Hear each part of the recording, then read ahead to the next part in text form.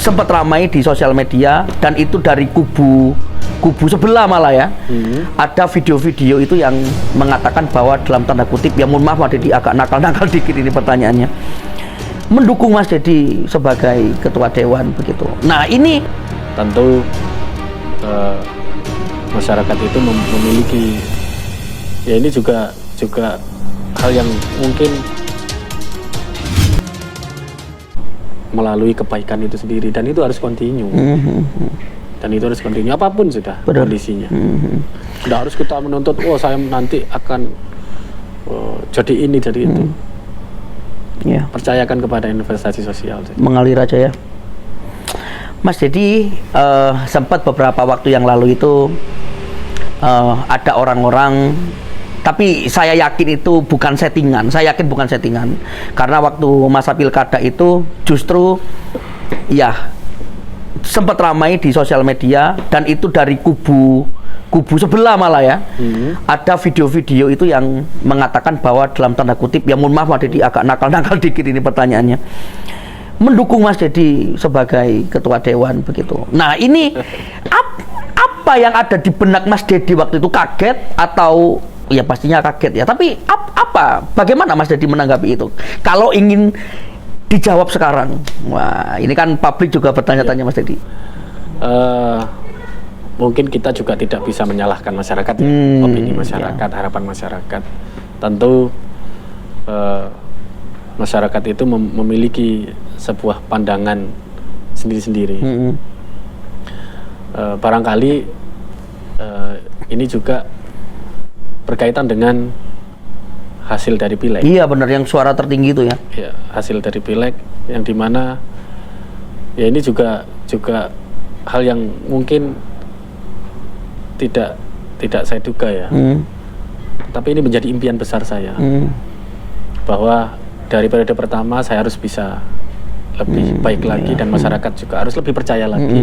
Di 2019 saya juga memiliki mimpi yang besar. Masyarakat juga harus, saya berusaha untuk masyarakat harus lebih percaya lagi. Gitu. Nah, tetapi kan saya tidak bisa memprediksi, oh saya nanti akan mendapatkan suara sekian-sekian, itu tidak akan bisa kita prediksi. Tapi pada hasil akhirnya, alhamdulillah, meskipun saya mungkin baru di Gerindra, karena kampanye pindah partai itu tidak mudah, tidak mudah. Saya harus betul-betul turun secara masif, menyampaikan bahwa saya pindah partai, dan saya juga melalui proses PAW, dan itu menjadi titik berat bagi saya, tetapi kembali lagi karena impian besar, saya tetap berupaya dan berusaha untuk terus continue melakukan hal-hal yang positif dan selalu dekat dengan masyarakat. Dan hasil akhirnya saya bisa mendapatkan suara 12.463.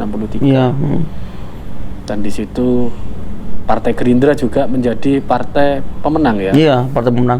11 kursi. 11 kursi. Dari 11 kursi itu artinya Gerindra mendapatkan posisi ketua dewan di 2024. Nah, mungkin masyarakat itu memikirkan dengan apa ya, dengan pemikiran sederhana masyarakat. Oh, ini Mas Dedi nih nanti ya. Karena menang, suaranya terbanyak gitu ya. Gerindra menjadi partai pemenang dan saya mendapatkan dukungan terbanyak, mendapatkan suara terbanyak di Gerindra se-Kabupaten Lumajang. Mungkin itu sih. Tapi kita tidak bisa menyalahkan masyarakat. Iya. Jadi mengalir saja ya begitu.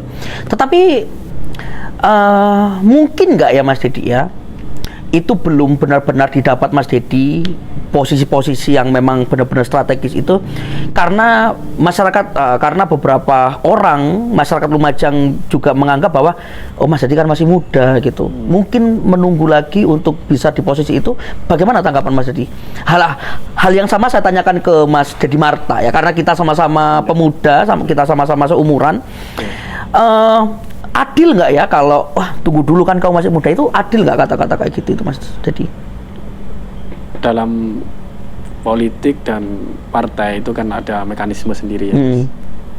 ada sebuah aturan yang menjadi dasar kita berpartai.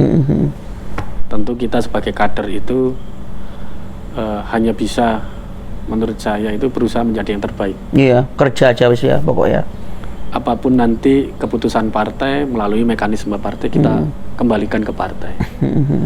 Apabila menurut partai belum saatnya, ya kenapa tidak gitu. Ya tetap kita berjalan.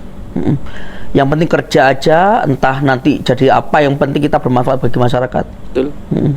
Nah, ini juga ada yang ingin saya tanyakan. Sebelum Bunda ini bertemu dengan Mas Yuda, wakilnya Mas Yuda, nah dulu kan sempat ada gerakan-gerakan masyarakat itu yang menginginkan Pak Inggi Faisal mendampingi Bunda Indah Master. Nah itu, saya ingin tanyakan itu serius itu. Saya sudah dalam hati saya, wah ini kalau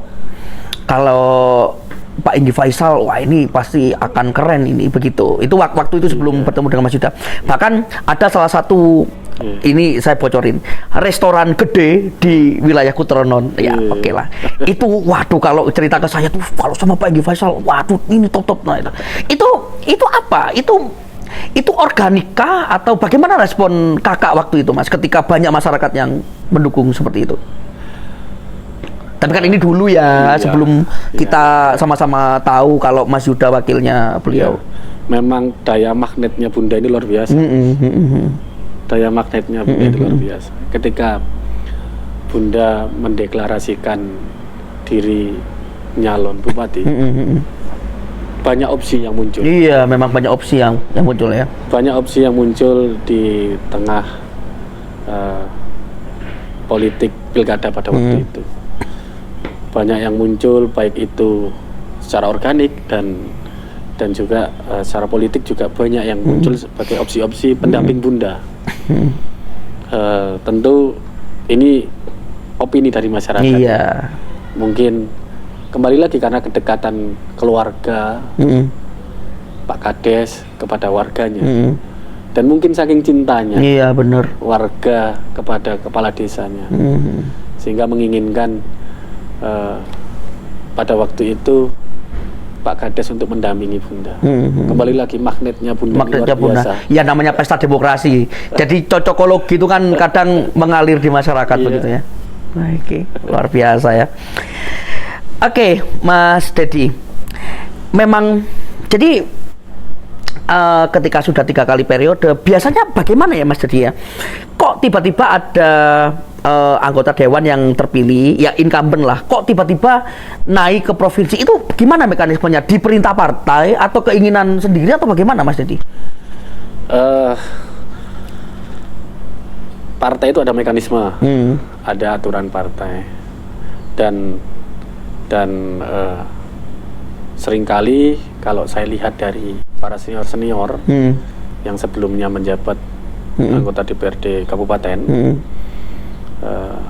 memang dari pengalaman dan mungkin basis masa ya, data politik dan secara ilmu pemerintahan, politik dan strategi, memang sudah sudah sewaktunya. Udah waktunya. Berarti apa ada batasnya gitu? Berapa periode lalu lanjut ke provinsi? Saya kira untuk DPRD itu tidak ada periodisasi. Ya, yang penting kita itu juga bisa membaca peluang. Iya, baca peluang. Ya, membaca peluang. Kalau menurut hitung-hitungan politik ada peluang, kenapa tidak? Kan begitu. Tetapi ketika menurut hitungan politik belum berpeluang, jangan dipaksakan.